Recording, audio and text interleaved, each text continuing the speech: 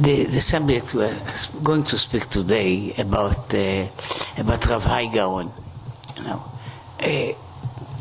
Just for the small things at the beginning, the name Hai is possibly a Babylonian pronunciation of a name that is basically like something like Chai or Chia or something like this.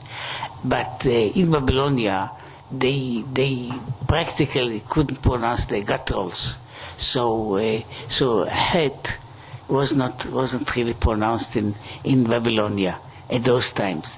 It came back later on with the Arabs, and even that took some time. But basically, so Hai was really something like Chai, and that is the meaning of the name. So in that sense, it's not a very rare name.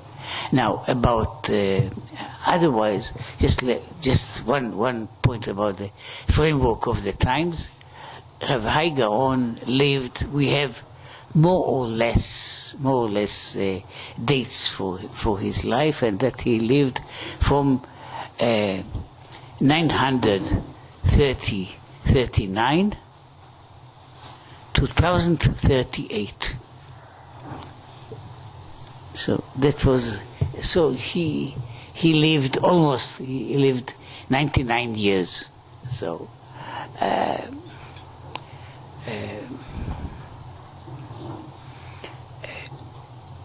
now Rav Hai Gaon was, even though if one wants to be formal, it wasn't the last of the Gaonim. We'll even mention some other names later, but basically he was the last Gaon in history, and his position is therefore far more important because of that. See, but because after him, somehow with his death, life, I would say, history in a way changed. And is also again a change. He was the last person of a long period of leaders that, even though some of the titles remained later, but they didn't have the same value and the same weight in later times. So Rav Hai Gaon was in so many ways the last of the Gaonim in some way, and as they used to say, even some years, not so many years after him, he was the last Gaonim in time and the first in importance. Now, even though it's never completely, we don't completely have all the information, but still, it seems that even now, the written material, in several ways, mostly in the ways of responsa by Rav Hai Gaon, is about half of all the wealth of the Gaonic period in general. So he himself is covering about half of the production of this period. So he was indeed a very important personality in our history. Now, let me just a little bits about his life. He was from one of those families that are. There were, first of all, in his family, he was surely not the first Gaon. There were several people of the family that were Gaonim, and this family was also a Davidic family. Means they were descendants of the last king of Judea, of Yehoiachin, who was the last reigning king that survived everything, and who, from the exilars that I mentioned also last time, the exilars were his descendants. So Rav Hai Gaon came from a line that was both a line of what it was, one they call it in Hebrew, Torah u'Gdula b'makom echad. See, Torah and power or greatness in the same place. I mean, he was, in that sense, a lineage, a very important lineage. As I say, he was not the first Gaon. In fact, I mean, to be more precise, the family was such for several generations, one of the leading Jewish families in Babylonia. But his father, who was called Rav Hai Gaon, was the head of the yeshiva just before him. Now, it wasn't common at all in those times for the children to take over the position of their fathers. There were people that were descendants, third generation, fourth generation of people who were once in this position. But it was quite uncommon to have them together. But this was, again, an exception, because Rav Hai Gaon, who was also a man that was a Gaon for many, many years, an important personality in his own. When he died, his position was given immediately to his son, Rav Hai Gaon. Now, as it seems for the times that we don't really know the details, because it seems that Rav Hai Gaon was serving in his father's yeshiva, which was the yeshiva of Pumbedita, not of Sura but of Pumbedita. I mentioned last time about Rav Hai Gaon that he was the Rosh Yeshiva of Sura. Now Rav Hai Gaon, Rav Hai Gaon were the Rosh Yeshiva of Pumbedita, was then the major yeshiva. Now, when Rav Hai Gaon was the head of the yeshiva, Rav Hai Gaon was already, in his lifetime, already the second in command. He was called what's called Dayana de Bava, the judge of the in the gateway, which means the supreme, the highest level judge that they had in the system, and he was. There is some letter that Rav Hai Gaon writes a letter. He wrote, again, as many of these Gaonim, they wrote letters, not just, they needed to write letters, because also they needed money. This thing didn't, this problem about money wasn't invented just in the last century. And in the 21st century, people had problems with money even a few thousand years in the past. But again, they needed money, and some of those big yeshivot had really had many hundreds of disciples of different ages. But it was also, you see, some of the Gaonim were very prolific. And there are some letters in which one of the Gaonim says in his writings, it says, now, if you want to ask from me anything, for example, to give you a commentary on one of the tractates of the Talmud, or to write to you a book about some issue, so I'll be glad to do it for you. So that was the way that, the way that they were really writing. And now Rav Hai Gaon, in one of his writings, is mentioned, and I am here, and Hai Bachureinu. Hai, the young man, our young man. So he was at that time, I suppose, about 50 years old, this young man. But it was still, a father was much older. Now Rav Hai Gaon is famous in Jewish history, which the father of Rav Hai Gaon was famous in Jewish history, mostly because he wrote as an answer to a question. He was asked a question from North Africa about, can you tell us what is the history of the Talmudic period? And so Rav Hai Gaon wrote a letter which is called, up to now, Igeret Rav Hai Gaon, which is basically the basic material that we have about a period of about, say, 500 or more than 500 years of Jewish history. So he just wrote it. I mean, they asked him to write a history of the last 500 years, and of course he sent them a letter with the dates, names, and so on, everything about who was there and who came later, and so on. Basic, what they call basic outline of the history of the time, which is, as I say, it is the most important historical source that we have for our Jewish history in those years. Now, Rav Hai Gaon was possibly also associated with that, but later on we don't really know what. It seems that both of them have been arrested, the father and the son.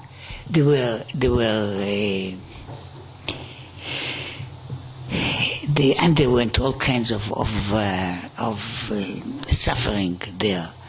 Some of the stories is that they were hanged on their hands for days. So Rav Hai Gaon eventually, either immediately or a short time later, died, and somehow whatever it was with the government, Rav Hai Gaon was immediately took over his place, which I suppose he was doing it today, but it was about 60-ish, something like this. And from this time on, he began to rule this yeshiva of Sura.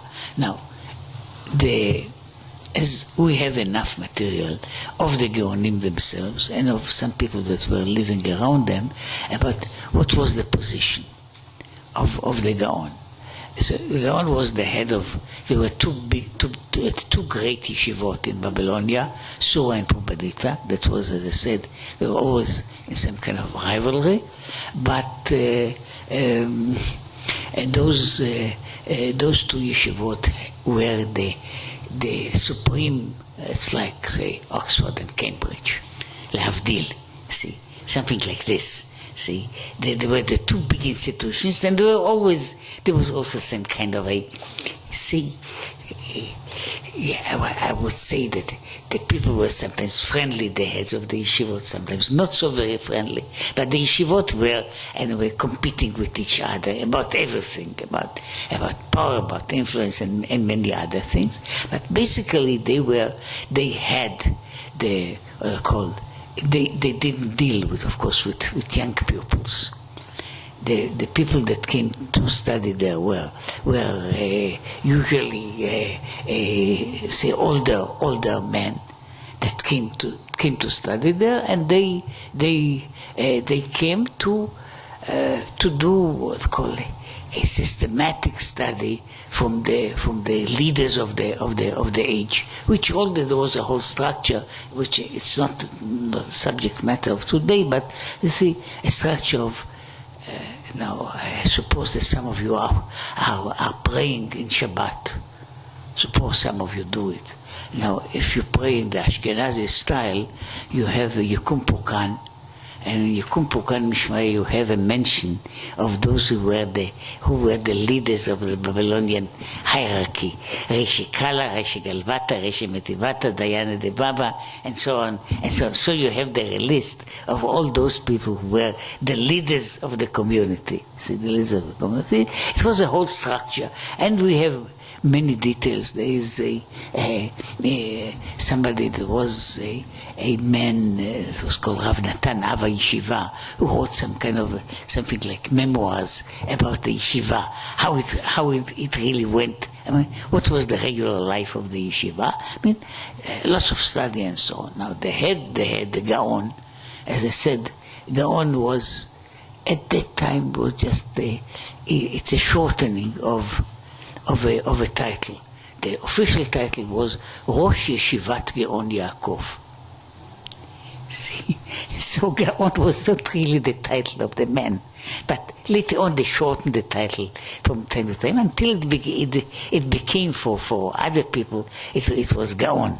See, and of course the title then deteriorated, became to be called Gaon. As you can see, if you see any notices on the walls, you see so many Gaonim that are possibly they could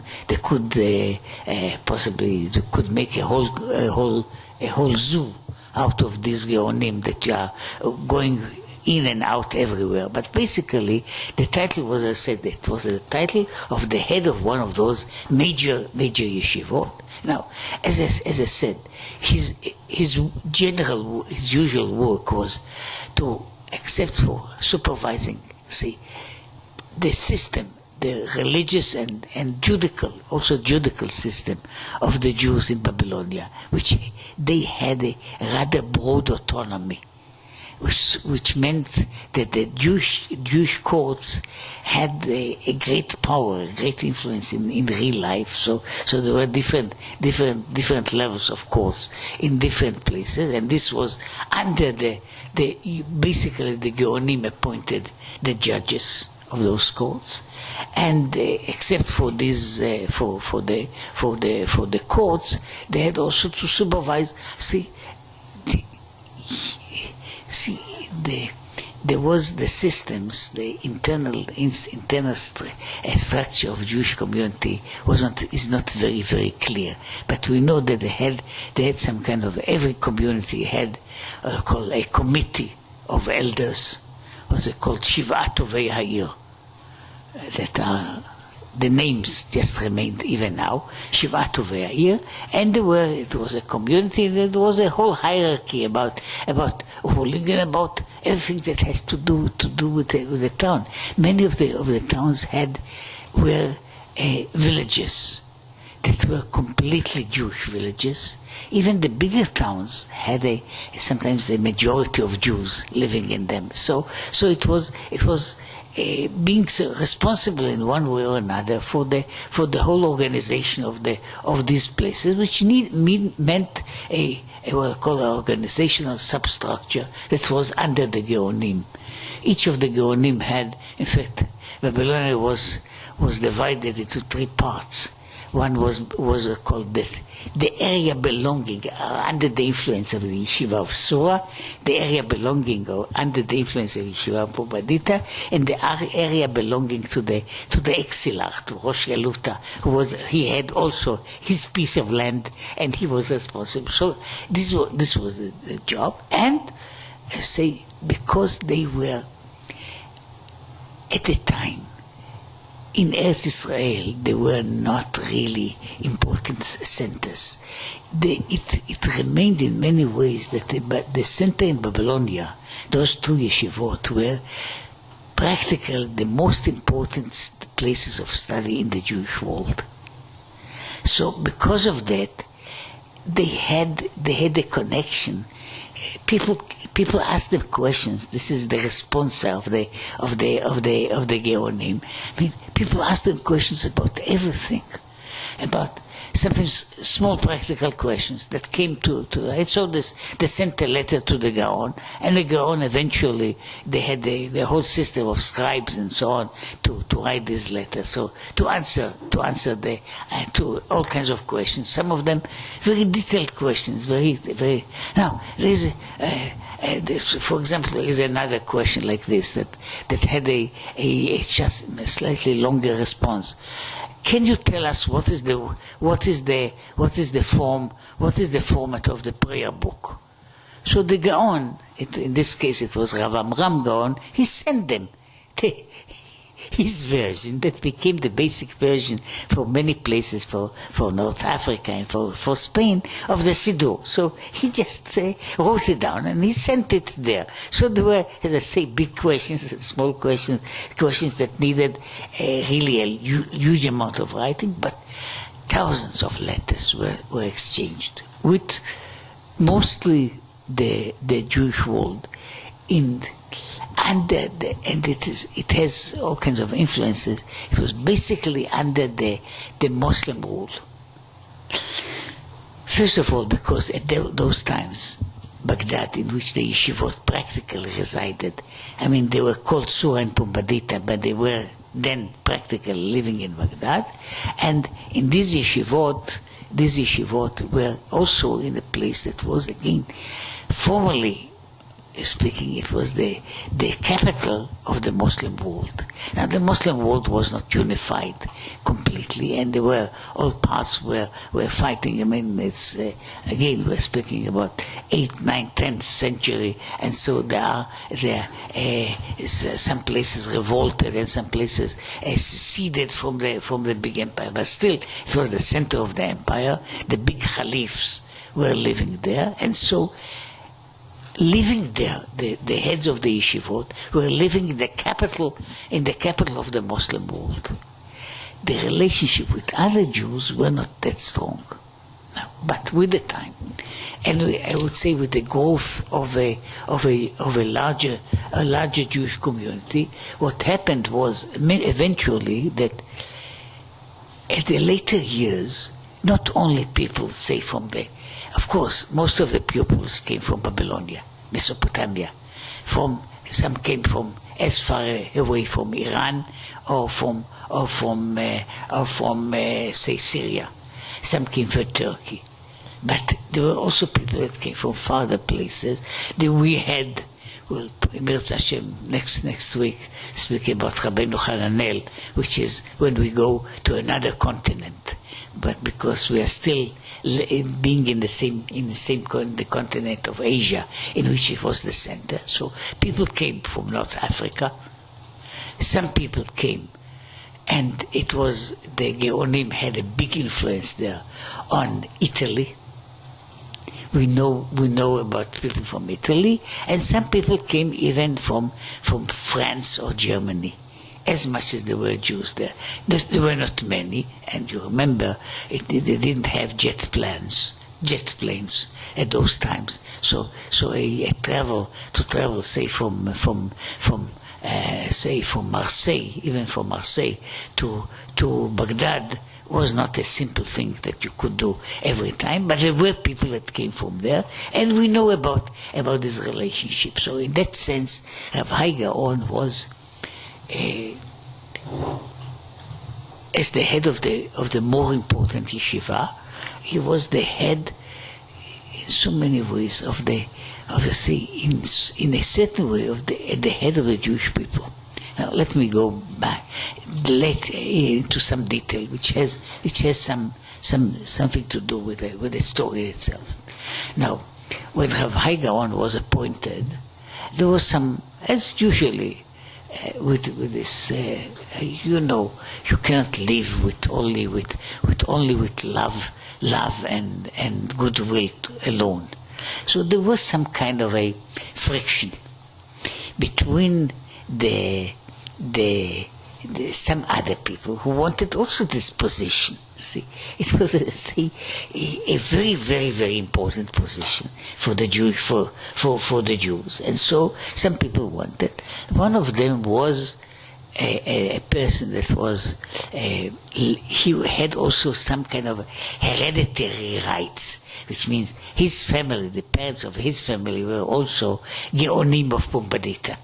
So they had some kind of it wasn't a formal right. But of course, if your grandfather was the head of this institution, or your great-grandfather was the head of an institution, you had something of an inner track, which is obvious, and sometimes it is not even corrupt. But that was the way. Anyway, there was the head of the other contender was in a way another person, an interesting person by many ways, Rav Shmuel ben Hofni Gaon.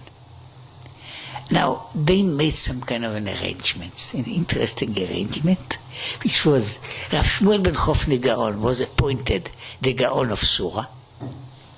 That was one point. And in order to make, I suppose, the idea was at least to lessen the friction, was that Rav Hai Gaon married the daughter of Rav Shmuel Gaon. So they became family. Now, I don't want to ask here questions. Does it mean always a great amount of love?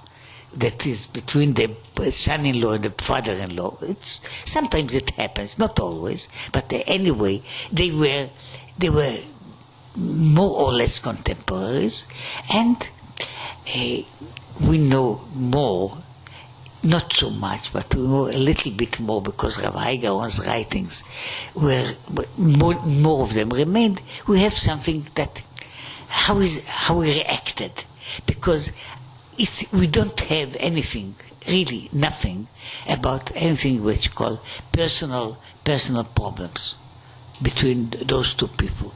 Each of them was a head of an institution in itself and did what he did. Rav Shmuel ben Rav Hai Gaon was again also a prolific writer and a great scholar. So that wasn't the point. There was something about it which was they didn't agree about certain things, and in that sense, this disagreement is sometimes apparent. Usually, Rav Hai Gaon doesn't try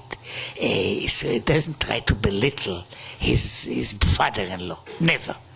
But you see, you have some kind of a slight hints that you may say that okay, he's writing in general, but he has in mind somebody in particular. So, and sometimes when he for example, he says among one of his writings of Rav Hai Gaon, he says some of our scholars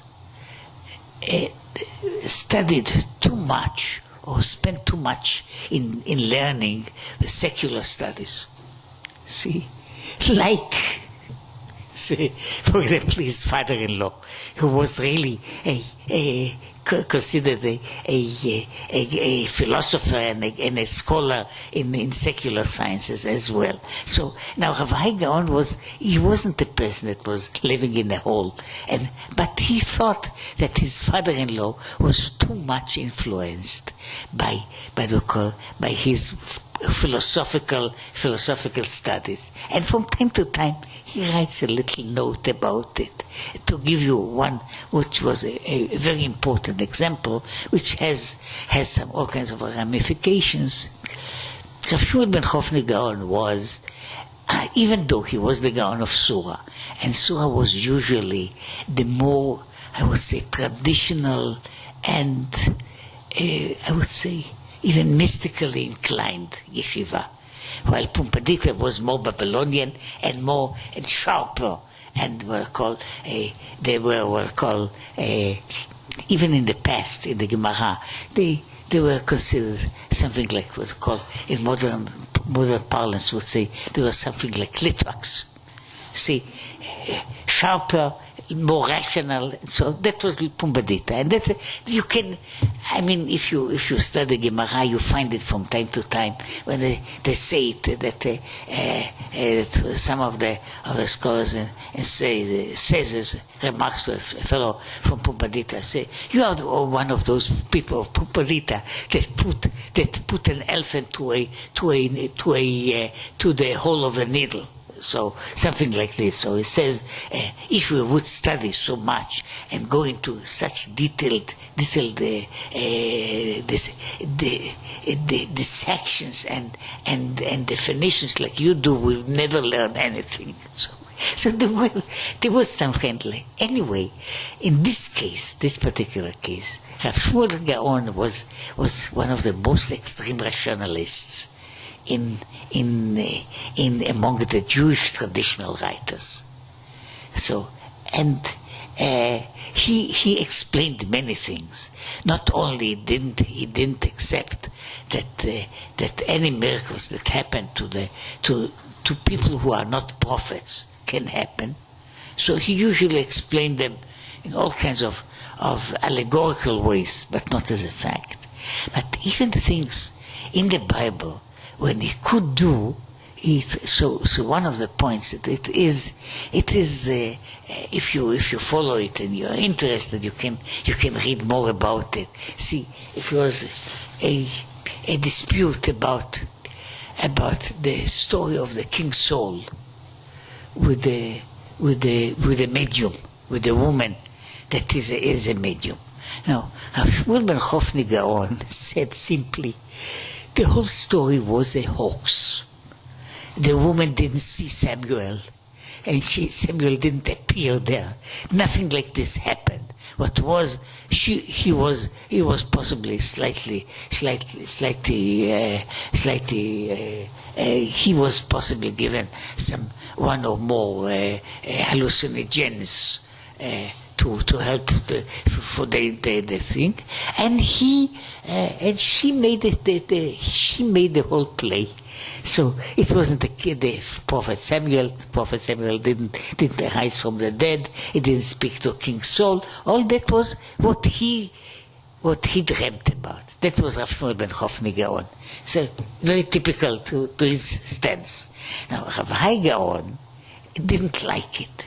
Didn't like not only this particular case, in which he surely didn't like, but many other cases like this, because I say Rav Shmuel Gaon was a case, as much as you may say he was a rationalist, a free thinker in his way. He was a nice, great Rosh Yeshiva, you see, but a different style. And Rav Hai Gaon was in many ways a different kind of person. And possibly, I would put it, possibly I'm biased, but I should say he was possibly a deeper thinker than Rav Shmuel Gaon. See, sometimes being a rationalist is not a sign of being a deep thinker. Sometimes it's a matter, there is a certain amount of shallowness in this kind of rationalistic explanations. And as Rav Hai Gaon hints about it, you see, when you read the biblical story, in the biblical story you don't have any hint that it was a hoax. In the biblical story it is a real appearance. Samuel did appear to the King Saul. So how to explain it, the theological and the philosophical ramifications of the thing are one thing, but that is, you may call it, this is the way that the text reads. And then Rav Hai Gaon says, not apropos anybody, but he says, you know, he writes in a letter, I am not in the habit of explaining anything not according to the opinions and the beliefs of the person who said them. See, so it is, as I say, it's a little kind of a needle prick to his esteemed father-in-law, but which is basically true about what Rav Gaon says in many other ways. He tries to explain things. And it was one of the sources of his power was he tried to explain things as he's trying to understand not what I want to get from it, not what I think is a better way of putting it, but how did the author of such a statement, a writing, whatever, what was his intention? And the point was, I have to try to follow the intention of the author and not my intention reading it or writing it. So that is Rav Hai Gaon, and that was what he does in his writings. In many of other writings, he has the same kind of overview, which is, just to give you the understanding, he was not by any means a superstitious person,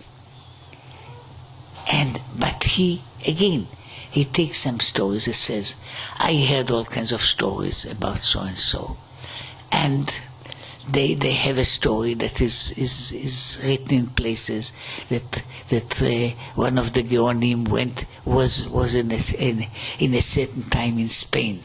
And so they explained it that he came to Spain by some kind of a miraculous way. And he says, possibly it was just somebody that misled them. It wasn't Rav Hai Gaon, but somebody, just a fake. So he didn't believe anything and everything that he heard, but he was he said certain things. He said, I heard about people that are doing all kinds of things, and they claim that they have some kind of supernatural powers. I don't know many of them. I don't know enough about them. Some of them I know, and I can vouch for them. And other things, it is not because somebody believes in them that they should be accepted. So that's Rav Hai Gaon. Again, it's a you see, one of the reasons for his influence was there is a kind of a straightforward way of thinking. I mean, it's a straightforward way of thinking, which is he's trying to search for what is true, not what is exactly my opinion. So on one hand, say Rav Hai Gaon he believed in the what I call, he believed in so many things that are what I call have to do with mysteries, with Kabbalah, and so on. And there are all kinds of traditions that some of the basic books of Kabbalah came through his disciples, or perhaps his son-in-law. They came later on to France, and later on they spread all over the Jewish world. But so it was, on one hand, he was philosophically speaking, he was connected with the contemporary philosophical trends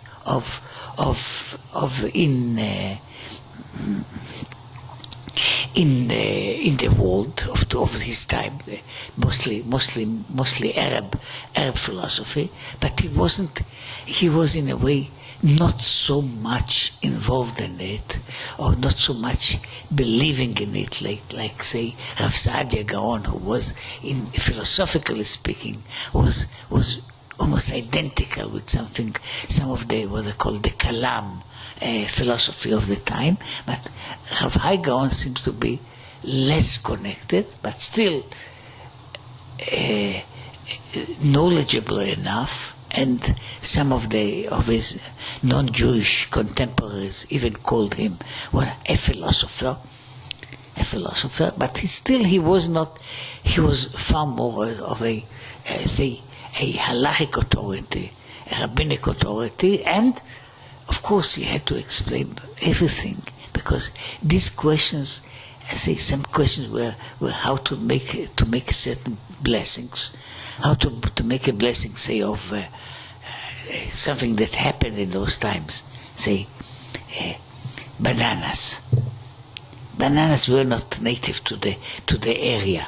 Bananas came later on. So what kind of a blessing do you make on a banana, and what kind of a blessing do you make on sugar? Sugar is also rather new to the area. So so these are sometimes practical small questions, and there are some questions about interpretation of pieces of the Bible, of the Mishnah, of the Gemara, and so many other sources. I mean, all of these things were, possibly today a rabbi doesn't have to answer so many questions. He's more or less dealing with one narrow field. But in those times, if it was a Gaon, and a Gaon was a person that has to know everything. See, they used to say that the Gaon is a person that knows the number of Masechtot that he knows by heart is like the Gematria of Gaon, which is 70. See, it is 60 Masechtot. Yes, that's a Gaon, the Gematria. Gimel Aleph Vav Nun. So that was Gaon. So a person that knows all the Masechtot of the Talmud somehow by heart. Now, it wasn't. I don't think that they checked it like this. But see, the Gaon had to be a person that is knowledgeable in every field of Jewish literature. Now, the Rav Hai Gaon, say, because of the long time of his reign, and you have to remember that he was there in the yeshiva for perhaps 60 years. See, he died when he was 99. So, and we have some evidence, because there are some letters that he wrote at his 99th year. See, we have some letters of the time, and it seemed to be as bright as always. See, he didn't diminish his brightness, his faculties didn't diminish with that time. So, see, imagine a person that is the head of the Jewish people for such a long time. That is, eventually, that people came to study with him from all over the Jewish world. See, from all over the Jewish world, because people came, and we know about some of his disciples that came from Sicily, from Italy, even from France, surely from Spain, even though it was, and some who didn't come personally were his disciples by writing. See, so everybody in a certain way was at that time a disciple of Rav Hai Gaon. See, in one way or another. Now, we know about some of the books that he has written. Not much remained. We had responsa, thousands of responsa, but he wrote several big books. One of them is a book about Sefer HaMekach VaMemkar. See, the book about buying and selling, which is a book about what's called the commercial laws, which is a very large book that doesn't deal only with simple cases, but really almost with the whole, I would say, a civil legal system. Say, it was called the monetary system in general. So that is a book. Parts of it appeared because it was written in Arabic. Some of it didn't appear, and many parts of his writings are just embedded in the writings of others. For example, for the Rif, Rabbi Yitzchak Alfasi, who lived about a generation later, when he writes about the Gaon says, it's always Rav Hai Gaon. He's the Gaon. Say the Gaon. The Gaon says so and so and so. He decides so and so. He was the teacher of everybody. He was also what we know about him. He wrote poetry in Hebrew,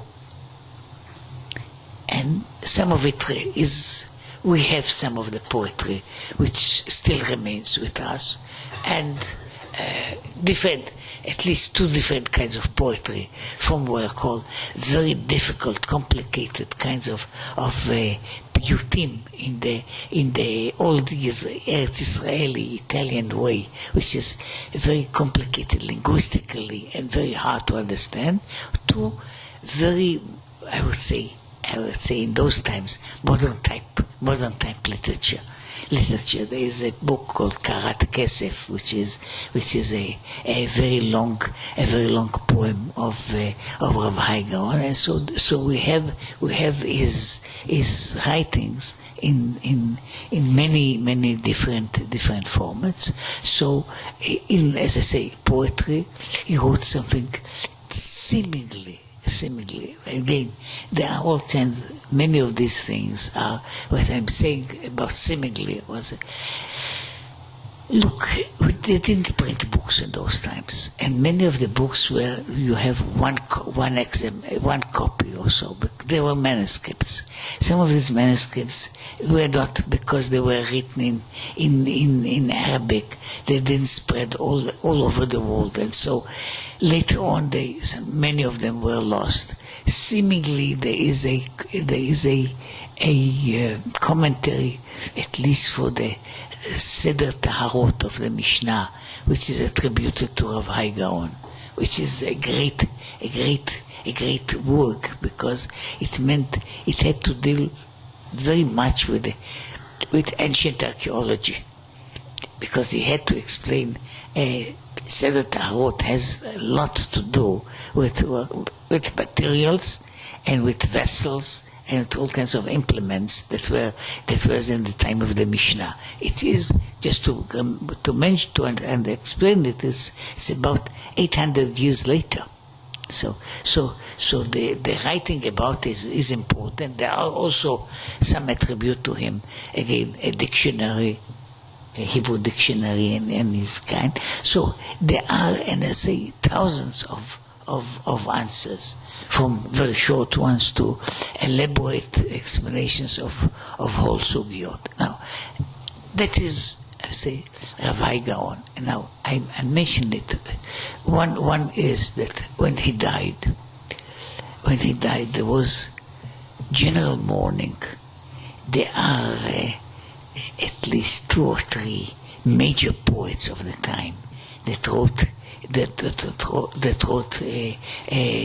poetry about to commemorate his death.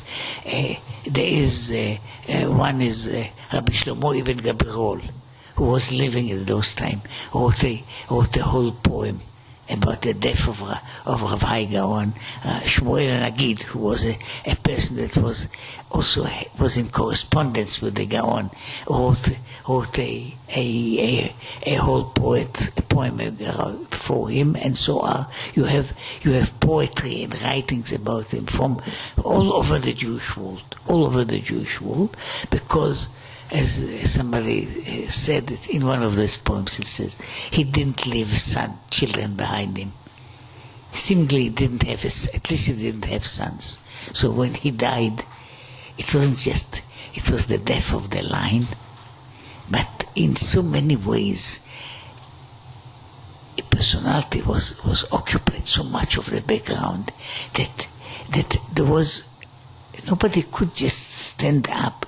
There were some other people who took over the place for a short while, but nobody could compete with in the magnitude, and they were called in whatever was the size of the personality with Rav Hai Gaon. So when Rav Hai Gaon died, it was he, as the person says, he didn't leave living children, but he left lots of children in spirit, which was true, because he left his his writings and his influence, which is all over. I mean, his influence, direct and indirect, goes into Rabbeinu Hananel's writing, and then it goes to the Talmud commentators. It goes to Rabbi Yitzchak Alfasi, and it goes to Jewish halacha. It goes often. Some of it went indirectly through the Aruch into what are called the Italian French communities. So his influence was far more far bigger than it was his immediate touch of people. And see, I mentioned it, and I wanted to speak about it. Look, Rav Hai Gaon is, among other things, see, I would put it in a kind of a definition. He was not just the last of the Gaonim. There were Gaonim later, and there were people with this title for many years later. Even in Baghdad itself, there was a line of Gaonim in Baghdad, but it was not of the same stature. It was the time of the Gaonim is really back. It passed with Rav Hai Gaon. That's about, we say, from that time on is the real beginning of the Rishonim, the first rabbinic authors. That is the beginning. But you see, I mentioned Rav Hai Gaon to mention just one interesting point. He was possibly the last person in the Jewish world that was accepted and admired by the whole Jewish world. Since that time, there is nobody like this. There was no person that the Jewish world accepted. He was the last, in one way, I may say, that was the last leader of the Jewish people. From that time on, we have leaders of groups, of countries, but not a leader that was a leader of the whole Jewish people. There were great men, like Maimonides. But Maimonides was powerful only in one part of the world and not in others. There was Rashi, who was not a leader like this, but again, in his part, there were people, and some of them were mentioned in North Africa. There were people, great men in Spain, but there were people as it was in history from that time on. We have great leaders of different countries, different of regions. The last person that was one would call the leader of the Jewish people, that was Rav Hai Gaon. No one else beyond him had this position. It's an interesting point that you think about it. That for 1,000 years, the Jewish people didn't achieve to having one leader.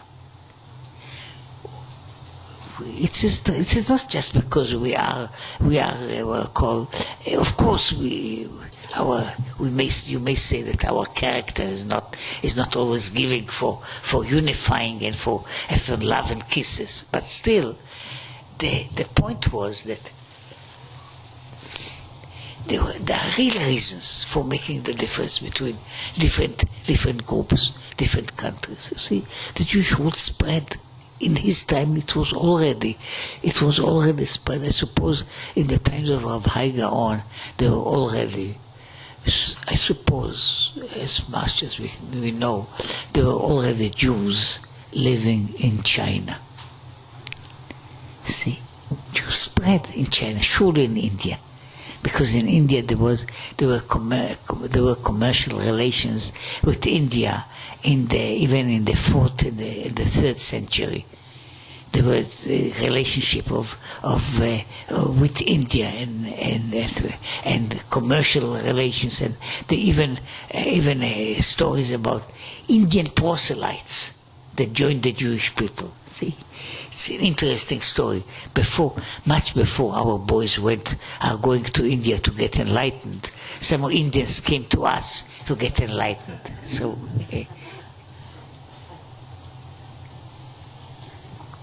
In any event, I'm saying the growth even in space, which means the distance, the inability, and of course the development of different languages. I mean, we still spoke Hebrew. We had Hebrew as a common language, but the way of expressing ourselves became. I mean, most of the Jews in Europe could no longer read or understand what the Jewish authors in Arab countries wrote. So much of it either had to be translated or it was forlorn. So that was it when the Jewish world splintered. So as I say, the last person that was the last Jewish leader of the Jewish people was Rav Hai Gaon. So see, in the last 1,000 years we didn't achieve to do something like this. See, even though he was living in one place, but his power, his influence, and see, there was nobody that could really dare to dispute with him. I mean, against him. He was the last authority, the last posek, the foremost person of a generation, and more than a generation, because, as I say, a person that lives and is active for 99 years has something to do in this time. So that was what he did, and that was why he's worthwhile to remember, not only as a person that, again, don't have too many streets after Rav Hai Gaon. I'm afraid not, but it is not because of lack of importance, but it's lack of knowledge by the people that give the names of the streets. Therefore, you will find all kinds of streets after some minuscule political merchant, and that's the other way. So, what I said, and now what will later on, even though one of the, not next one, but afterwards, I speak about somebody that was possibly, could be called formally, perhaps the last of the Gaonim. But you see, the period, this historical period really finished with Rav Hai Gaon. Rav Hai Gaon was the peak perhaps the most influential Gaon of all the Gaonim in history. What I spoke about Rav Hai Gaon was the influence of Rav Hai spread all over the world, and it had many ways, but the power, to be the one person that is the head of everything, it was he. So that is about Rav Hai Gaon, and to commemorate him.